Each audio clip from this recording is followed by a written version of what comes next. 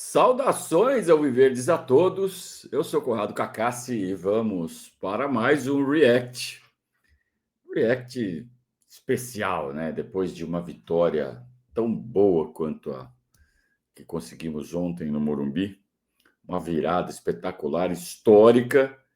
Lembra muito a virada conseguida no Engenhão há 2 anos contra o Botafogo. E uma pena que estão querendo manchar esta vitória, atribuindo exclusivamente à arbitragem, a supostos erros de arbitragem que tenham sido cometidos a nosso favor.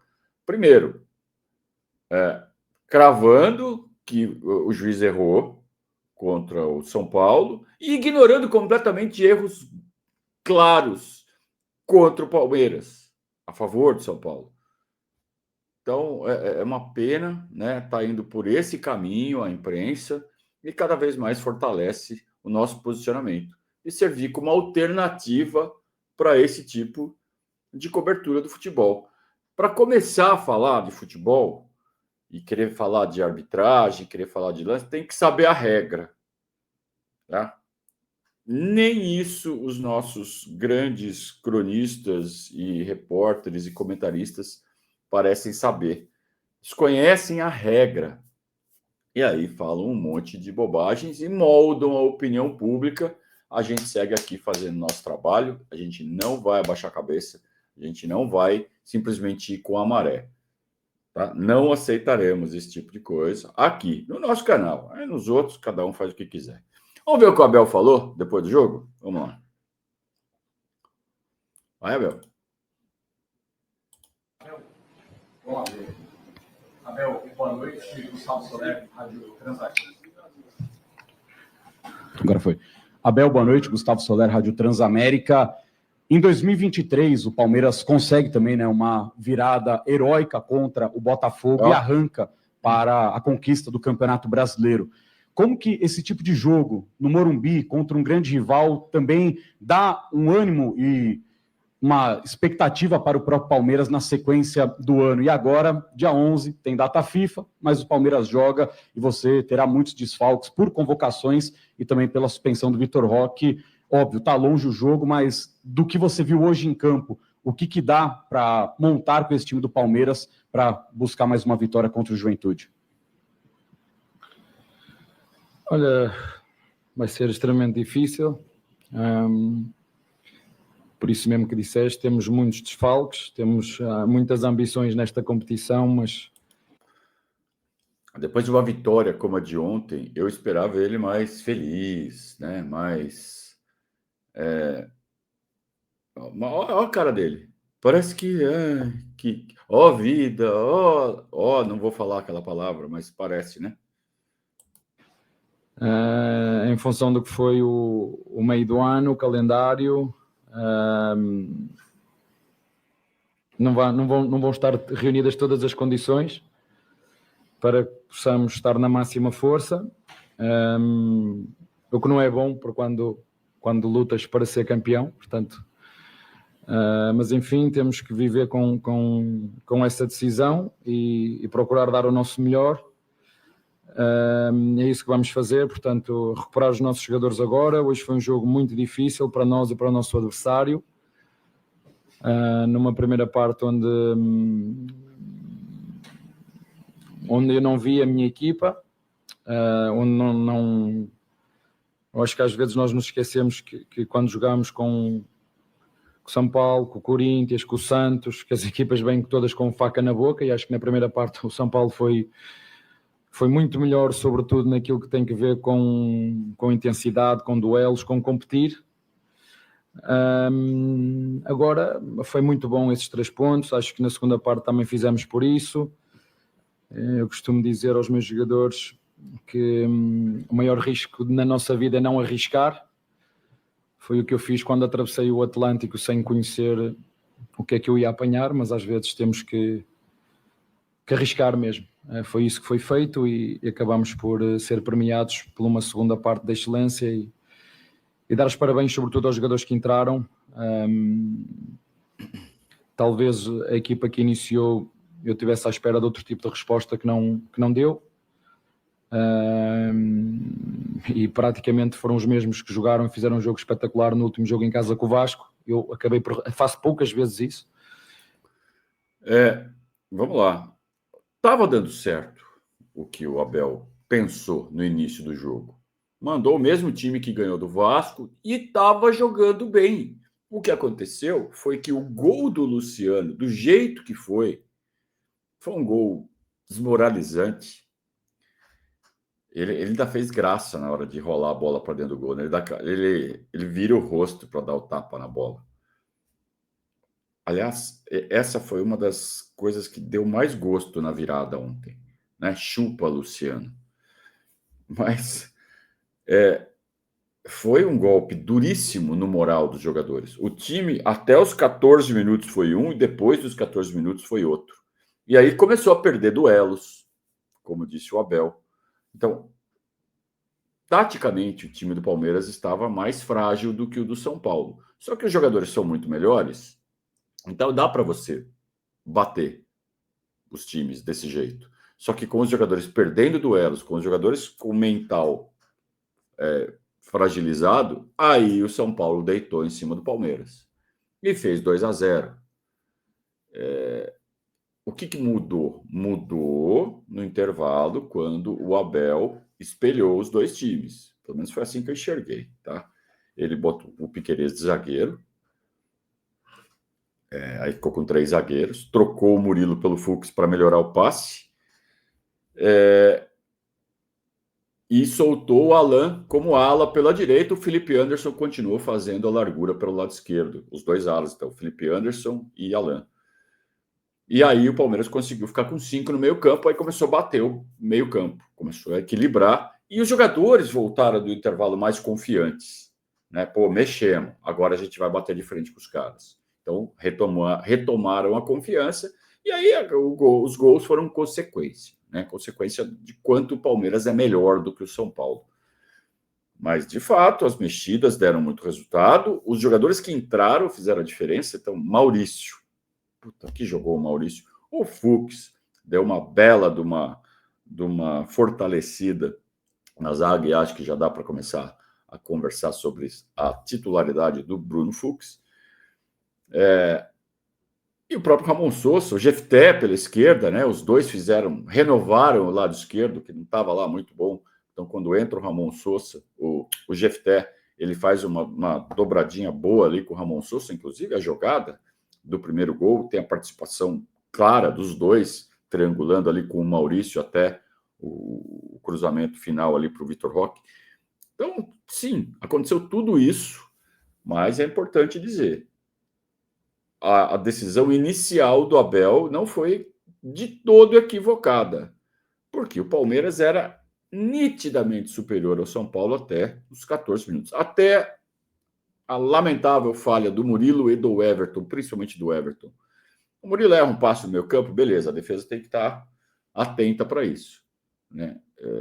O Everton realmente passa da bola assim, de um jeito grosseiro, e aí quase custou uma derrota muito dolorida para o Palmeiras. Felizmente nós viramos.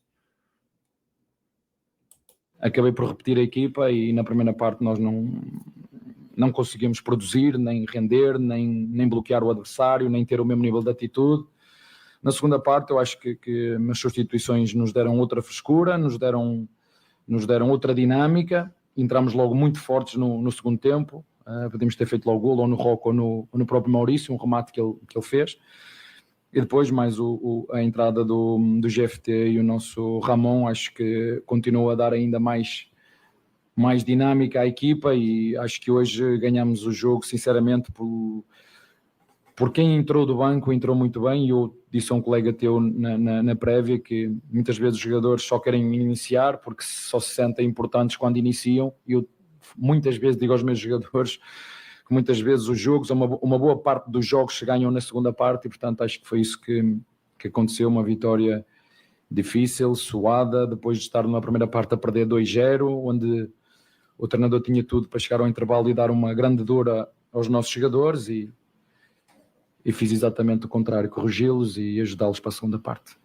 Abel, tudo bem? Bruno Milhozzi, Rádio Bandeirantes. Abel, queria sua opinião sobre o lance capital do jogo, quando estava 2-0 para o São Paulo, o lance em que o Alan escorrega, acaba acertando o jogador. Já começa errado. Esse não foi o lance capital do jogo. Não foi o lance. O lance que define o jogo não foi esse. O lance que define o jogo foi o terceiro gol do Palmeiras. Ou, se quiser, o primeiro gol do Palmeiras, que começa a virada.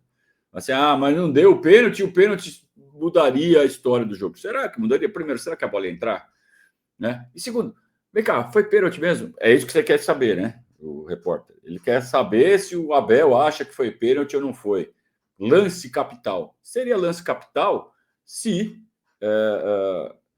tivesse sido pênalti e o São Paulo convertesse. Tá? Porque pênalti não é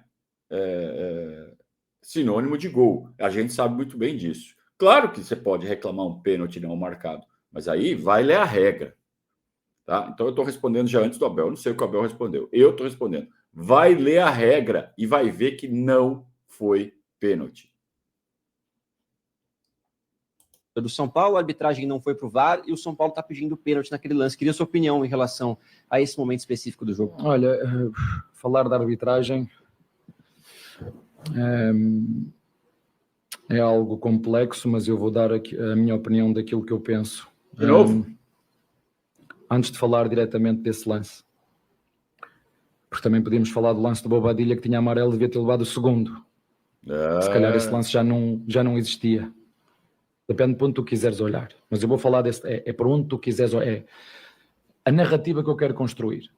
Estou a ganhar 2-0, né? E depois perco 3-2 e vou arranjar formas de... Com calma. Primeiro, arbitragem. Vamos falar de que eu já escrevi sobre a arbitragem, já escrevi sobre o calendário, vou falar a minha opinião sobre a arbitragem. Primeiro, a união da arbitragem e a independência da arbitragem. Esse é ponto número 1. Tem que ser um organismo independente e que haja a união entre a arbitragem. Segunda, salários mais altos para os árbitros. Salários mais altos para os árbitros.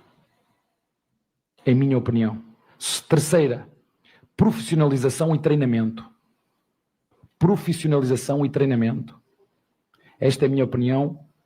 E as coisas não vão acontecer de um dia para o outro. Esta é a minha opinião sobre a arbitragem. Acho que fui claro naquilo que eu disse.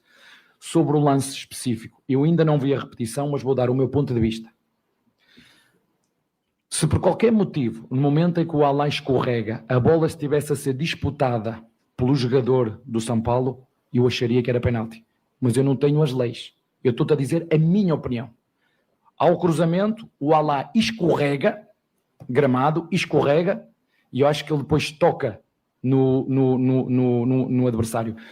Mas se eu bem me lembro, a bola está longe. A bola não está a ser disputada naquele lance. Portanto, foi sem querer. Não foi proposito. O Alá não fez um carrinho de propósito para acertar no jogador. Agora, se a bola tivesse a ser disputada naquele momento, se o jogador de São Paulo tivesse a possibilidade de disputar a bola, Eu não sei nem se essa parte se a bola está perto ou não está se conta. O que a regra fala, nitidamente, é falta quando o jogador é imprudente, comete uma ação temerária ou atua com força excessiva. O Alan escorregou. Como é que ele vai controlar a força? Como é que ele vai ser prudente? Como é que ele vai evitar o movimento se ele está sem controle sobre seu corpo porque ele escorregou, está desequilibrado, está deslizando, sem freio? Então, como o Alan poderia ter evitado o choque? E vamos lá, o Alan ocupa um espaço e o Tapia também tenta ocupar o mesmo espaço. Há um choque, não é um movimento em que o Alan vai em direção de onde está o Tapia, que aí talvez pudesse ser caracterizado alguma infração. Mas há um choque causado por um deslizamento que o jogador não tem controle, então não caracteriza imprudência, não caracteriza ação temerária e não caracteriza porque não teve força excessiva. Então, não foi pênalti. Leiam a regra. Minha opinião, eu acho que era penalti. Esta é a minha visão desse lance. Por isso é que eu te estou a dizer. Nós queremos falar desse lance, eu dou-te a minha opinião desse lance. Mas o que eu te quero dizer é que o Bobadilla devia ser expulso. Vocês viram o que é que fez o Crespo 2 minutos depois? O que é que o Crespo fez? O Crespo tira o Bobadilla porque viu que ele ia ser expulso. Né? Que ele já estava com o cartãozinho laranja já. E outra, que ninguém falou. No lance do gol do Vitor Roque, o Alan Franco dá uma cotovelada na cara do Ramon Sosa. Olhem o lance do gol do Vitor Roque, o primeiro gol do Palmeiras. O Ramon Sosa está correndo, o Alan Franco cruza na frente dele e pá, solta o cotovelo na cara dele. Vermelho direto. E nada. Por quê? Eu reclamei com o árbitro. Porquê que o árbitro não deu amarelo quando na primeira parte ao Veiga, primeira falta, pumba, deu amarelo ao Veiga, certo? E eu disse, porquê que deste amarelo ao Veiga e agora nesta falta o Alá passa à frente do Bobadilla e que ele o agarra e era o segundo amarelo? Não é assunto teu, não és tu. Não... E é verdade, ele tem toda a razão. Não é assunto meu porque eu não sou o árbitro. Portanto, esta é a minha visão sobre esse lance, sobre o penalti. E esta também é a minha opinião em relação ao Bobadilla, que podia ter sido expulso e se calhar com menos um não estaríamos a falar desse possível penalti. É a minha visão. Se a bola tivesse a ser disputada pelo jogador do São Paulo e mesmo sendo um escorregão sem querer, eu acho que era penalti. Mas da forma que foi, sem querer, com a bola já do outro lado, pelo menos daquilo que eu vi do lance, eu ainda não vi a repetição. Na minha opinião, não é penalti. Só por isso. Abel, tudo bem? Hoje você fez 3 mudanças no intervalo e com 20 minutos do segundo tempo você já tinha feito as 5. E dos jogadores que entraram, o Maurício deu 2 passes para gol e o Sosa fez o gol da virada. Eu queria te perguntar como que foi, primeiro, você receber esses jogadores no intervalo, perdendo de 2-0, num dia com muito calor, em um jogo que não só era clássico, mas valia também a liderança do campeonato. Como que foi esse trabalho para você conseguir mudar a cabeça dos jogadores e falar assim, zerou no segundo tempo, vocês têm que correr atrás, e também essas escolhas que você fez durante a partida? É a minha função. A minha função é ser treinador, eu já falo isso com vocês muitas vezes, e às vezes dizem, já acabou o ciclo, treinador, está certo, os ciclos é o que é, essa é a minha função, a minha função é ajudar os jogadores, é treinar os jogadores, ciclo.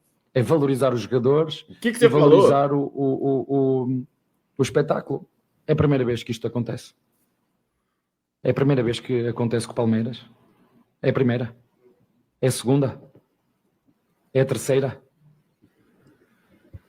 Não é a primeira vez que isto acontece. Agora, umas vezes, como eu vos digo, eu não tenho magia.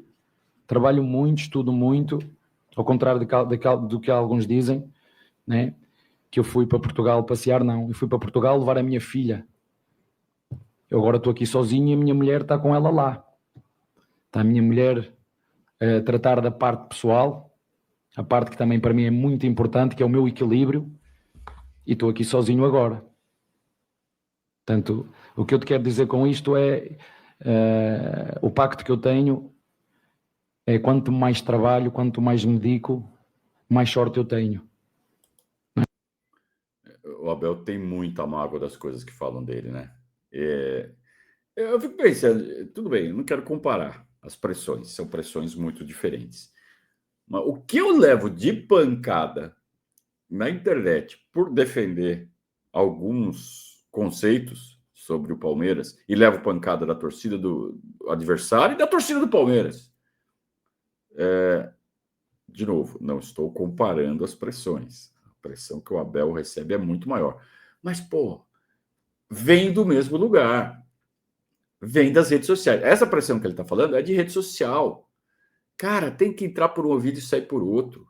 Não tem que dar bola para esse tipo de coisa. Falo isso toda a live, tem que falar de novo. O Palmeiras tem que treinar os jogadores e a comissão técnica, treinar o Abel, para ele não se deixar influenciar. Então teve um monte de cara que falou que o Abel foi passear em Portugal, que ele folgado, que ele é preguiçoso, que ele está curtindo com o dinheiro que o Palmeiras paga para ele, porque ele ganha muito bem. São nesses momentos que ele responde o salário Ele justifica o salário que ele ganha. Então, sim, ontem foi uma masterclass do Abel no intervalo. Ele muda o time, ele espelha os dois times e eleva o moral dos jogadores. Ele já deixou a desejar nisso. A gente já falou, teve jogos aqui que ele deveria ter mexido no moral dos jogadores e não conseguiu. Ontem foi perfeito, né? A atuação do Abel do meio do jogo para frente foi perfeita. A gente pode questionar ali como é que foi pensado ali o começo do jogo. Não estava de todo errado, mas tudo indicava que tinha uma brecha ali para acontecer um problema, e aconteceu. Mas ele corrigiu. No segundo tempo, aliás, tem sido uma marca do Abel, assim como era do Luxemburgo, para quem tem idade para lembrar. O Luxemburgo, muitas vezes o Palmeiras não entrava tão bem no primeiro tempo e arrepiava no segundo tempo, tanto que tinha uma lenda na torcida do Palmeiras. O Luxemburgo escala errado só para ele corrigir no intervalo e para falarem que ele é genial. Tinha muito torcedor do Palmeiras que falava que era proposital, que o Luxemburgo arriscava a vitória, escalando o time errado no primeiro tempo para corrigir. E olha que ele só tinha 2 substituições para fazer. Na época eram só 2. E o Palmeiras invariavelmente voltava melhor no segundo tempo. E tem acontecido muito sobre o comando do Abel também. Mas não foi nem a primeira, nem a segunda, nem a terceira. Já fiz isto, já ganhei, já fiz isto e já perdi. Entendes o que eu te estou a dizer? Porque eu não tenho fórmula mágica. O futebol é feito de probabilidades. Eu gosto muito da estatística, gosto muito da experiência que eu tenho e aquilo que eu te disse. O maior risco é nós não arriscarmos. Foi aquilo que eu fiz, arrisquei. Já ganhei e já perdi. Já me chamaram de burro. Portanto, eu sou exatamente o mesmo, que nada altera. Faço o melhor que eu sei e que eu posso para ajudar os meus jogadores e ajudar o Palmeiras a conseguir vitórias, como vocês viram aqui. Foi difícil, foi duro, perante uma equipa muito bem treinada, que quando jogámos São Paulo, Palmeiras, Corinthians, Palmeiras, Santos, Palmeiras, Red Bull, é sempre difícil, como eu previa que fosse este jogo. Agora não previa uma tão má entrada do Palmeiras, onde o São Paulo praticamente passou, a primeira parte passou-nos por cima. Encerrando a entrevista coletiva do técnico Abel Ferreira. Obrigado a todos. Boa noite. De novo, eu não acho que o Palmeiras entrou mal, não. Eu acho que o Palmeiras passou a jogar mal depois que tomou aquele gol desmoralizante. A forma como o Murilo passa a bola errada, a forma como o Everton passa da bola, como um trem lotado, e ainda a conclusão do Luciano é desmoralizante. Mas o Palmeiras deu a volta por cima, botou a cabeça no lugar, graças aos jogadores que entraram, graças à atuação do treinador e à força coletiva, mental coletiva do elenco. Foi uma grande vitória, foi uma virada espetacular e nós não vamos deixar esses caras diminuírem o feito do Palmeiras ontem. Ontem foi uma vitória com V maiúsculo, uma virada espetacular, com um golaço. Fora que o terceiro gol lembrou demais o gol do Galhardo contra o Corinthians na Libertadores de 2000, né? Igualzinho, o mesmo gol. Então, assim, a gente não pode dormir no barulho que esses caras estão fazendo. Tá? Estão querendo diminuir a vitória do Palmeiras, estão querendo desvalorizar uma possível conquista do Palmeiras no fim do ano, para falar que foi graças à arbitragem. O Palmeiras tem um lance em todo o campeonato que pode ser discutido, que é o pênalti em cima do Rafael Veiga, marcado na partida contra o Sport, lá no comecinho do campeonato. Agora, falar que o Palmeiras vai ser campeão por causa de um pênalti na, sei lá, primeira rodada, segunda rodada, é brincadeira, né? O único pênalti do campeonato que não foi esse. E olha que para mim foi pênalti. Para mim tem um pisão no pé do Veiga. Mas aceito que alguém queira discutir esse lance. Esse é realmente bem discutível. O resto é tudo pênalti para o Palmeiras. Se tiver 80 pênaltis, o Palmeiras tem que marcar os 80.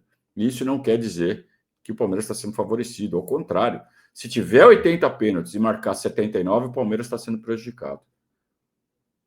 Pênalti está na regra, tem que ser marcado quando é, não quando não é. Então, falar assim, o Palmeiras teve 800 pênaltis, o Internacional, né, teve um monte de pênalti marcado. Quantos não foram? É isso que tem que ser discutido, não é a quantidade. A quantidade de pênaltis marcados é irrelevante.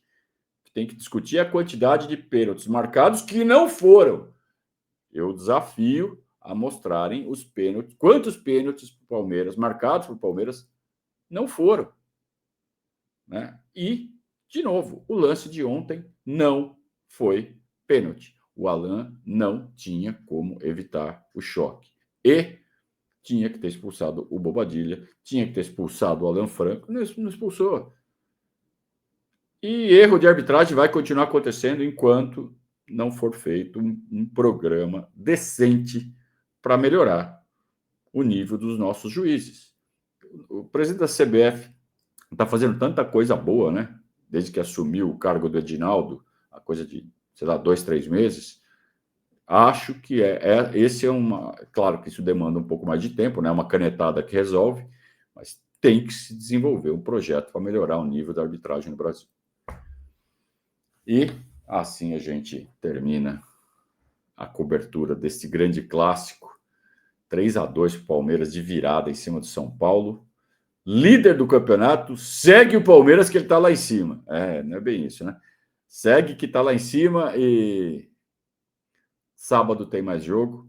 Sábado tem Palmeiras de Juventude no Allianz Parque. Claro, a gente vai comentar todos os desfalques que o Palmeiras vai ter por conta de estar com o jogo escalado em data FIFA. Isso também pouca gente está falando de quanto o Palmeiras está sendo prejudicado porque o jogo foi marcado numa data FIFA em que o Palmeiras tem 6 convocados. Por que ninguém fala que o Palmeiras está sendo prejudicado pela CBF ao ter um jogo marcado no meio de uma data FIFA com 6 convocados? Por que marcou para o dia 11 de fevereiro esse jogo? Então, sabe, é uma vontade que os caras têm de desvalorizarem as nossas campanhas, os nossos feitos. A gente está aqui para fazer o oposto. Aqui a gente está aqui para defender o Palmeiras, para valorizar cada vez mais os feitos do Palmeiras. Então a gente joga no sábado, cheio de desfalques. Hoje à noite, hoje segunda-feira, às 20 horas, a gente vai fazer um Verdazo ao vivo. E amanhã tem aquele Verdazo ao vivo extra. Toda primeira terça-feira do mês, a gente faz aquele bate-bola espertíssimo com o Marcelo Patiello. Amanhã teremos mais uma. Eu conto com vocês. Um grande abraço, saudações alviverdes.